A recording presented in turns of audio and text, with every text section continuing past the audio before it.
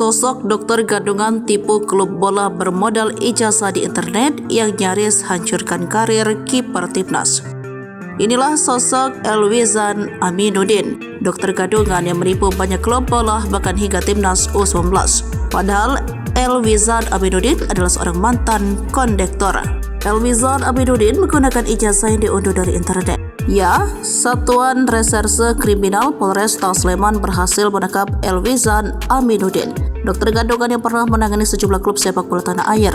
Pria berusia 42 tahun itu ternyata tidak pernah mengenyam pendidikan dokter. EA dilaporkan PSS Sleman seusai ketahuan memiliki ijazah palsu. EA sempat dikontrak PSS Sleman dan bergaji antara 15 hingga 25 juta per bulannya.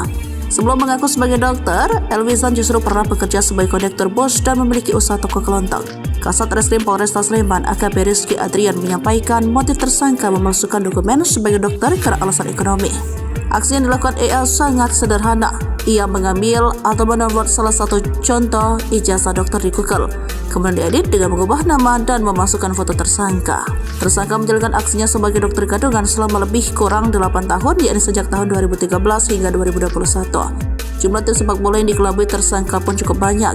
Berdasarkan keterangan pelaku, total ada 9 klub termasuk PSS Sleman yang pernah dikelabui oleh tersangka. Adrian merinci dari pengakuan tersangka yang disampaikan ke polisi yang bersangkutan pernah menangani klub sepak bola Persita Tangerang, Barito Putra, Timnas U19 Indonesia, Bali United, Madura United, Sriwijaya FC. Kemudian kembali lagi ke Timnas U19 Indonesia, lalu ke Kalteng Putra, dan terakhir PSS Sleman. Dokter gadungan itu akhirnya ditangkap polisi usai buron 3 tahun. Sosoknya bahkan sudah lama diburu karena hampir menghancurkan karir pemain.